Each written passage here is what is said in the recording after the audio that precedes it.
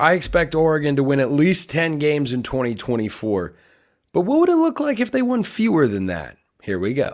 You are Locked On Ducks, your daily podcast on the Oregon Ducks, part of the Locked On Podcast Network, your team every day.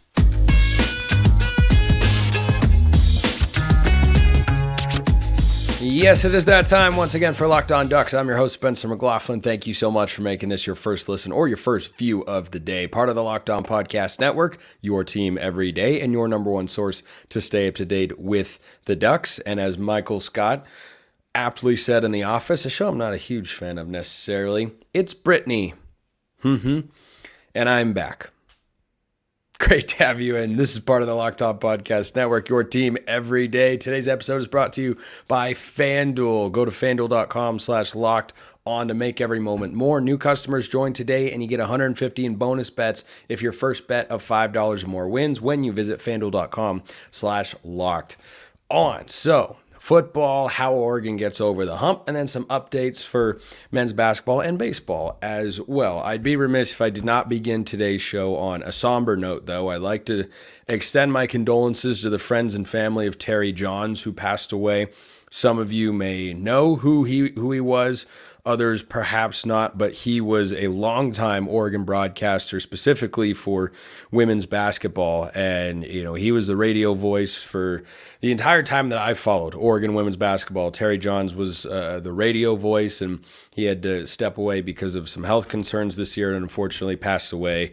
And there was a very nice tribute that the athletic department put together for him. But I only met him on one occasion when the Southern Utah women went up to play Oregon in Eugene. I had the chance to meet him, and he seemed, as everyone has expressed, just like the nicest guy. And he didn't know who I was, and I don't say that as like I was the host of the. No, he had no idea who I was. He just saw a young broadcaster, and I wanted to go over and introduce myself and talk to him, and it was great to chat with him. We spoke for about 5 minutes or so, and he was very, very nice to me. So I was sad to hear of his passing, and I know a lot of Oregon fans feel the same way. But Terry would want the show to go on, and so indeed it shall. 9 wins for Oregon in 2024. Is that possible? Yeah, it's possible. If Oregon loses 3 games, they're not making the playoff. If Oregon wins 10 games, they're into the playoff. That's where the margin feels to be for me with where Oregon's preseason expectations are going to be come 2024. And, ESPN's way too early preseason top 25 has got Oregon at number 3. Well, that's pretty good.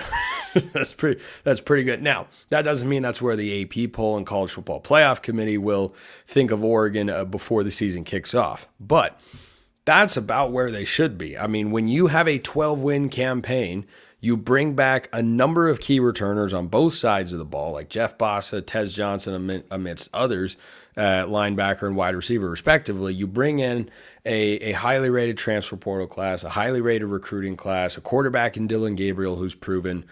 Yeah, you're going to have some big expectations here. But this question came in via the mailbag, which is always open to all of you. YouTube comments or X, formerly known as Twitter, at @SMcLaughlinCFB or at Locked On Ducks. Those be the handles. If you want priority access, go join the flock over at Subtext and become a Locked On Ducks insider. This question came from LD. Hey, Spencer, is it wrong to think that a 9-win season is very much in the cards this year? Between Ohio State being a toss-up at this point, going into the Big House, and going into Madison, that's Wisconsin, for those of you that don't know the Big Ten cities yet, we shall learn. Going to Madison late in the season, I think those are all losable games. Maybe I'm still not accustomed to the Lanning program and used to the disappointment of the post-Chip era. Thoughts? Well, first of all, Oregon is going to have a better roster than every team they play, except Ohio State. And look, this may be a fascinating conversation to do with Jay Stevens. A lot of you enjoyed that talk. If you want me to have Jay back on the show, I might just do it anyway. I mean, I am the executive producer of this particular show, so I could do that. But I think that Oregon and Ohio State both have very good rosters, and they're clearly the top 2 in the Big Ten. The betting markets reflect that every which way. Oregon is favored against Ohio State, but only by 1.5 points at home, which means in the eyes of Vegas, which, as we know, is not always right, whether against Oregon or in favor of Oregon, They don't always rate teams correctly. They're usually right, but they're not always right. But that line being at Autzen Stadium, Oregon -1.5, tells us that Vegas thinks Ohio State on a neutral field is just ever so slightly better. And maybe they are. Maybe they are. That's a fascinating breakdown. But for the Ducks in this 2024 schedule, they're going to have a better roster than the other 11 teams, right? Ohio State is equal to or greater than, which is a sign that I remember from math and algebra as the little sideways V in the line under it, okay? It's greater than or equal to. Everyone else, Oregon is going to out-talent. And so when you factor that in, a 9-win season can only come about if you have some combination of injuries, coaching malpractice, or weird blunders. That's about it. Because when you look at the talent that Oregon has and the schedule they face, they should be able to go through and win at least 10 games. FanDuel's got Oregon's chances to make the college football playoff at -450. -450. That's bonkers. That's incredibly bonkers. And that means that they're confident, as I am over there in the sportsbook community, that Oregon can make the playoff next year. But for a 9-win season to come about, yeah, you're not wrong that going at Michigan and at Wisconsin and hosting Ohio State, those are all three losable games. And look, I can't sleep on Washington at this point. I know Oregon has a much better roster. They'll probably be a big favorite, but Oregon's been a big favorite 2 of the last 3 times they played Washington. However, Kalen DeBoer is not up there, as we know, but Jed Fish is a good coach. So I think that for the Ducks, you would have to have things, everything would have to go wrong. You'd have to, miss a field goal or shank an extra point or have a bad call in a game, or players get hurt. Maybe Dante Moore has to start a game for Dylan Gabriel. I think that'd be an easy way to look at Oregon's schedule and say that's how they go 9-3 instead of 10-2 or 11-1. If Gabriel gets dinged up and he has to miss a game or two, and Dante Moore still has a case of the turnovers. But the most likely option, and this doesn't mean I think it's likely, I just think it's the most likely of the three, is Lanning goes in there and gets out-coached. And look, this is a guy who has been out-coached a couple times, most notably by Kalen DeBoer. I don't feel like anybody else has, toe-to-toe just out-coached Dan Lanning. Jonathan Smith goes into that conversation, to be sure, in 2022. Lanning then came back, reloaded, and beat Jonathan Smith 31-7. So this is a head coach in Dan Lanning who I feel is on the ascension, who's getting better, not just with the roster that he's putting together, the talent that he is acquiring, but how he is game planning, how he is preparing, how he is in-game coaching on the field for the Ducks. So I don't know that there's a coach on that schedule outside of maybe Ryan Day, who once upon a time, I think Ryan Day is very good. I think Ryan Day is an excellent coach. I've also seen him get outdueled by Mario Cristobal. Great recruiter, not the best in-game coach. Now, has Ryan Day gotten better? Yeah, certainly. He has.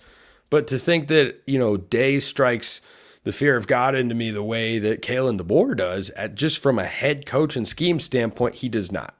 He does not. So Oregon can only be, matched talent-wise by Ohio State. Other teams can certainly come close. Wisconsin could come close. Michigan could come closer perhaps than I think, but they sent a lot of guys to the NFL draft combine.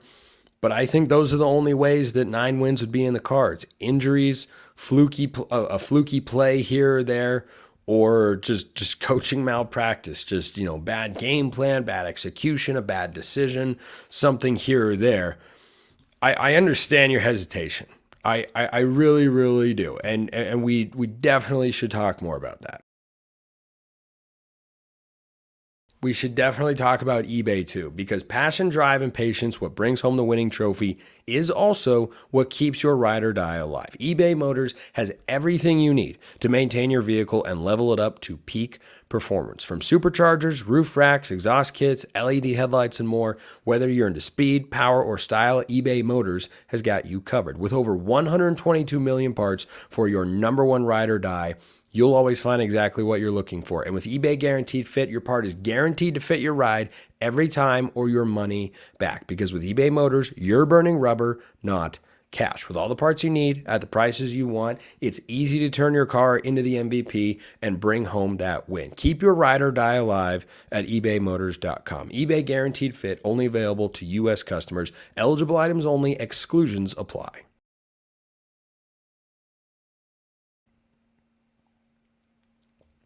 For those watching on YouTube, this is a fantastic mug that a friend got me. It says, "Don't make me use my announcer voice," which is very funny. Just to be clear, my announcer voice is my regular voice. Just, with a little more inflection or showmanship, pizzazz, hoopla. That's some solid vocabulary. Okay, just putting some finishing touches on the 9-win thoughts before I talk about how Oregon gets over the hump. Talking about those games specifically, if you were to draw up the best possible outcome of how to play 2 of those 3 games on the road, Michigan, Wisconsin, Ohio State, this is what it would look like. Because Wisconsin is good.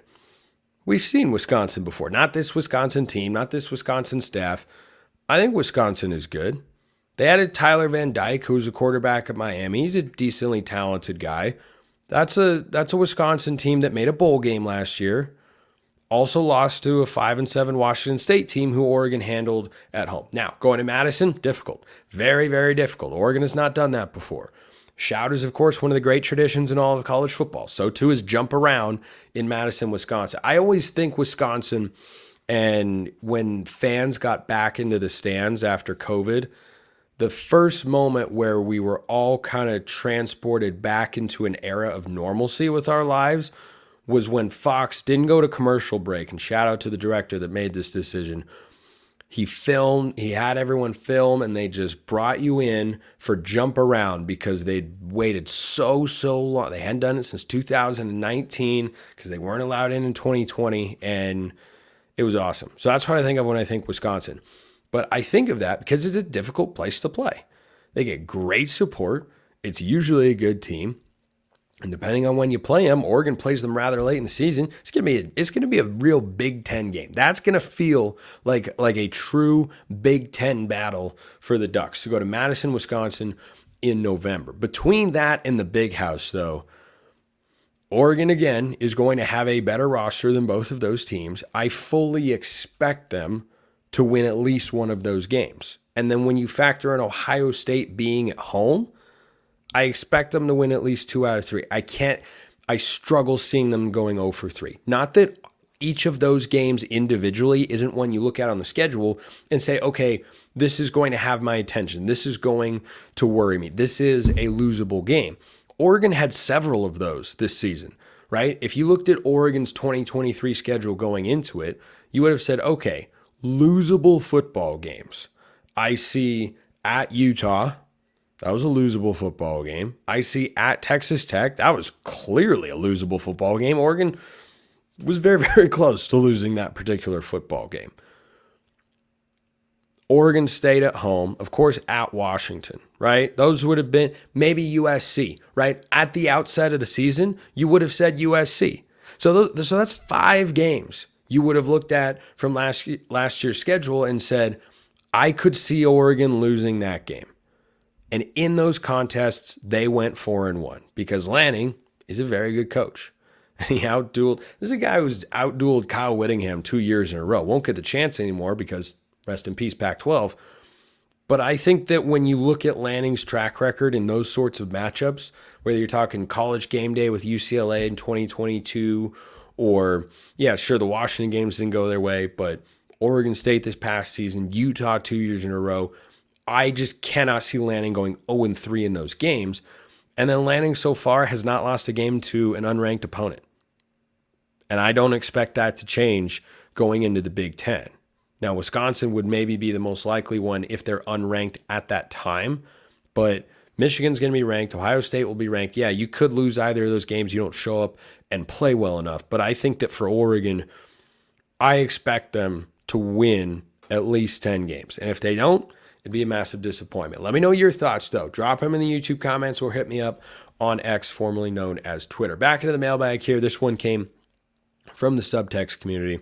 So I need to insert another sip here.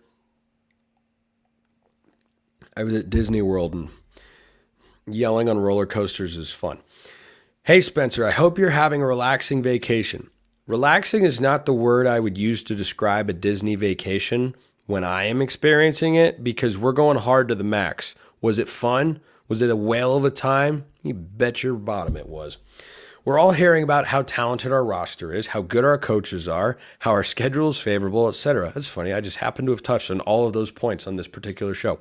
So given all these advantages, I would love to hear your take on how we utilize all this to get over the top and win the national championship. We were just a few points away from being the better team against Washington, and they were a rib injury away from winning it all last year, in my humble opinion. What will it take to win our games to get the Ducks the natty?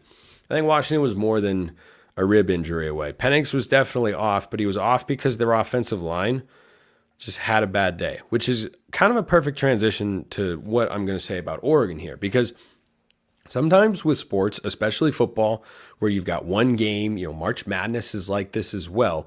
There have been teams, particularly in March Madness, who have lost a big game that could have gone on had they won that game to win a national championship. But sometimes them's the breaks. I mean, think Oregon men's basketball that makes the Final Four in the 2016-17 season. Guess what? If that team beats North Carolina, I think they go beat Gonzaga in the national championship game.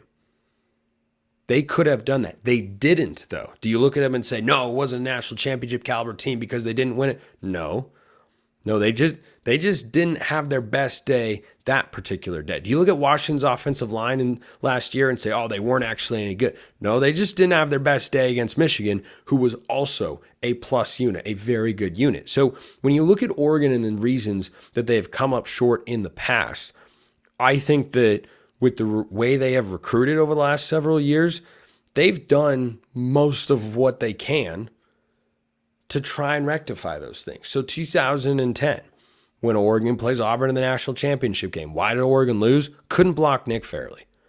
Could not block Nick Fairley. That game was not about Cam Newton. It was not about a safety. It was not about, Dyer was down, but that game fundamentally was about Nick Fairley. Oregon couldn't block him. LaMichael was bottled up. The Ducks couldn't run the ball. All they needed was 20 points to win the game in regulation, and they couldn't manage that. Why? They couldn't run the football. Stopped on the 1 yard line because the offensive line was outmatched. I do not get the sense that Oregon is going to run into that problem. I think the 2014 team was much better in the trenches. I'm pretty sure they ran the ball successfully in that game. Ohio State was also just a good trenches team, and Ezekiel Elliott and Cardale Jones were tough to stop.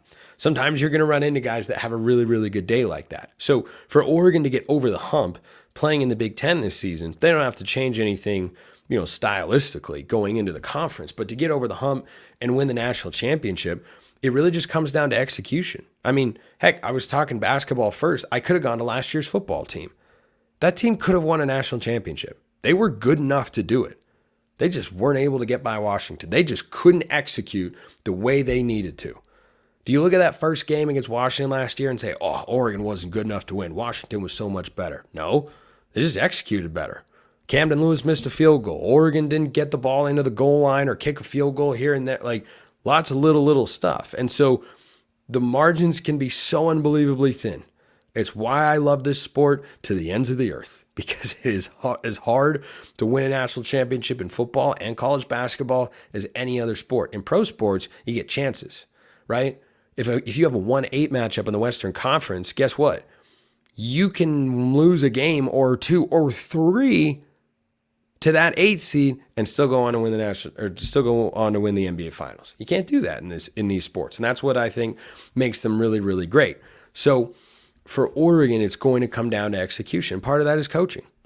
Last year, Will Stein against Washington in the Pac-12 title game, bad game plan. I don't know if he would say that publicly. That's my opinion of it. Because I watched Michigan come out and run the football successfully a lot early. Oregon didn't even give the ball to Bucky Irving on their first 2 possessions. It was all passing the football. That's just not a good game plan, right? That's coaching. That comes down to coaching. So the roster's there. You got to stay healthy as well. But really, it just comes down to execution on game days. Does Oregon have a team that can play at that level in 2024? Yes. Yes, they absolutely can. Still many things to get to on today's show. In fact, I'm going to have to push a couple things to tomorrow's show. But you know what? That's why we keep the shows daily. Still more to get to. After we get to our friends at FanDuel, of course, you can get buckets with your first bet on FanDuel. That's America's #1 sportsbook. Right now, new customers get $150 in bonus bets with any winning $5 bet. Any winning $5 bet. That's $150 if your bet wins. Bet on all your favorite NBA players and teams with quick bets, live same-game parlays, exclusive props, and more. Just visit FanDuel.com/lockedon and shoot your shot. Oregon's win total, national championship, Big Ten title odds, that's all over there as well. FanDuel, official sportsbook partner of the NBA. One last quick football thing before we hit a little Oregon athletics potpourri. So, Moody Man 22. By the way, I have a question from Zaheem that I want to give full attention to, so I'm going to bump that live as I record here to tomorrow's show because a couple questions just went a little long, but that's okay. Moody Man 22 says, saw a very interesting post on Twitter from our friend Justin Hopkins yesterday and wanted to see how you would answer this quarterback edition. Start one, bench one, cut one with Bo Nix, Marcus Mariota, Justin Herbert. Enjoy. So here's what this question comes down to. Who's my coach? What's my coaching staff? Because if you're looking at the Oregon careers of these guys, it's a toss-up between Bo and Mariota, though I lean Marcus, and you're cutting Justin Herbert. Like that's not even close. But see, here's the thing. That you'd be cutting Justin Herbert there with Mario Cristobal and Marcus Arroyo. If you put Justin Herbert with Will Stein and Troy Franklin and Tez Johnson, he is also going to New York City. So that's a context-dependent question. But in my lifetime, those are the three best quarterbacks that I've watched play for Oregon, and there have been some very good ones. I'd probably have Darren Thomas at number 4, which is all I want Dylan Gabriel to be. Just be Darren Thomas, man. Just go out there, execute the offense, have some games where you're great, have some games where you back off and the run game carries you to victory. Always have the play action threat, use your legs a little bit, have a good enough arm but not a great arm. I think he can be Darren Thomas. And guess what? Darren Thomas won a lot of football games. I mean, in 2 years, let's see. He would have been 11 or he would have been what? 24-4? Let me double check that. I think that's right off the top of my head. Darren Thomas started in 2010 and 2011 as Oregon's starting quarterback. And yeah, 12-1, 12-2, 24-3. Man, that's good. That's a lot of winning football. I'd take 12-1. That probably means Oregon wins the Big Ten, is in the college football playoff. All right, couple things to close with here. Beginning with men's basketball, which for those of you listening to or watching the show on the day that it drops on Wednesday, the Ducks play tonight on Wednesday because Oregon State is their travel partner. And so they're going to play at Matthew Knight Arena. Look, things are not perfect. The bubble hopes are technically alive. Not even technically. They're alive. It's just very slim. If Oregon wins their next 4 games, they will get into the NCAA tournament with an at-large. If they go 3-1, it's close. If they go 2-2, they'll have to win the Pac-12 tournament to get in there. But the Beavs are in town Wednesday night, Matthew Knight Arena. Look, when all else fails, you got to beat the Beavs. The Beavs are down. Oregon is down by its standards, but not that far down. Last week, talking about men's hoops going into the weekend, I predicted that they would split with the Bay Area schools, and I was pleased with how they played against Stanford. They played very well. So then they went to play Cal, and Cal is a lot better than their record indicates. Look at Cal's conference record, not their overall record. Mark Madsen's a really good coach, and he is going to succeed. He's already succeeding there. And I did not feel that this Oregon team, with the road performances they've put up this season, was going to go in and get what they should have or would have liked to have gotten, which was 2 road wins. And rather than sitting at 18-9, it might have been 19-9. I shall again double check for the sake of accuracy. They're 18-9 after the split with the Bay Area schools. If they were 19-8, like the margin between Oregon being comfortably inside the bubble and where they are now, which is squarely outside but not completely out of earshot of the bubble, is 2 games. The Cal loss was their worst net loss of the season because of Cal's overall record. And so if they'd won that game and then either the Arizona or really the Washington State game, which that road win from earlier in the year continues to look better and better, of course, then things would be very, very different. And it's frustrating because there is a greater chance than not Oregon won't make the NCAA tournament for the 3rd year in a row. We have to wait for that to happen before we can assess what exactly is going on, what needs to happen, what's the missing ingredient and everything like that. But that's where it feels like Oregon's at, is they've been in this same spot. Good, but not good enough to play consistently. Like, they hit shots against Stanford. They couldn't hit the broadside of a barn against Cal. They had good looks. They made a comeback after giving up a little bit of a lead. It was never a blowout or anything like that. You know, they didn't collapse, but in the second half, man, they scored 30 points. That's tough. That's what they've been this year, up and down, inconsistent. So when all else fails, beat the Beavs, and if you do that, then the opportunity of a lifetime presents itself for Saturday against Arizona on the road. If you win that game and are 20-9 going into the final 2 games with the Mountain Schools, you just need a split, and those games are at home, and I think Oregon would make the tournament there. So that's where the Ducks stand at this point in time. On the more optimistic front, baseball, off of a super regional appearance last year in which they were 1 game away from going to Omaha. It was very close. Many of you perhaps remember that. I've been getting a lot of messages about Oregon baseball recently, and I think that's great.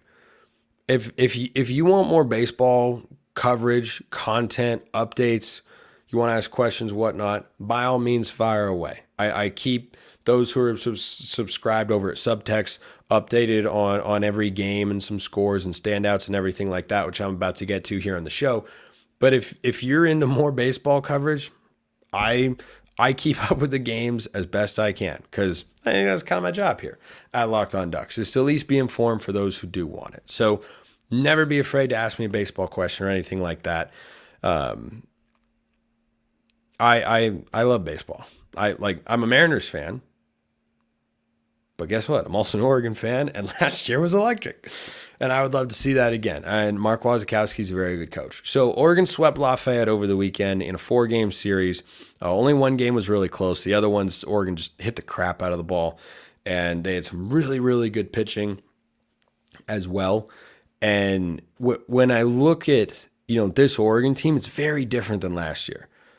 You got a lot of guys that are gone from last year's team. You have a couple of key returners, but you have some good newcomers. 2 names to watch. Jeffrey Hurd's the newcomer, transferred, I think it was from Elon. That guy's just hitting the baseball right now. Just flat out hitting the baseball. Jacob Walsh is one of the returners from last year's Oregon team. He was raking over the weekend. I mean, just smashing the ball. He had, I think, a couple of homers, but Oregon had a 17-run effort. They had a 12-run effort. This is, classic Mark Wasikowski baseball, is go out there and just out-hit the other team. And if the pitching is good enough, and there have been some really, really good individual performances, those 2 early season wins against Baylor and Oklahoma for Oregon was a great way to start. Then they lost to Texas Tech, 4-game sweep against Lafayette last week in the home opener. And, great to see fans out there at PK Park. It's a nice ballpark. Team is good. 4-game series against UC Santa Barbara, or 3-game series, I think it is, against UC Santa Barbara, rather, coming up this week. So if you're out there and think about going, I highly encourage you to go, because once again, this team that was picked 4th preseason in the Pac-12, the Pac-12 is very good at baseball. I mean, UCLA's very good. Stanford's very good. Oregon State, of course, is good every single year, and their team looks really, really good again, even though Pat Casey's not their head coach anymore. So for Oregon to be picked 4th, it's a testament to what they have established there. And last season was great. It was amazing. It was just that close to getting there to Omaha. And, a lot of new faces that are getting worked into the lineup. Might have the best defensive center fielder in all of baseball. His name, you might recognize him. It's Bryce Betcher. Appreciate everyone listening. I'll see you next time. Have a wonderful rest of your day. And as always, go Ducks.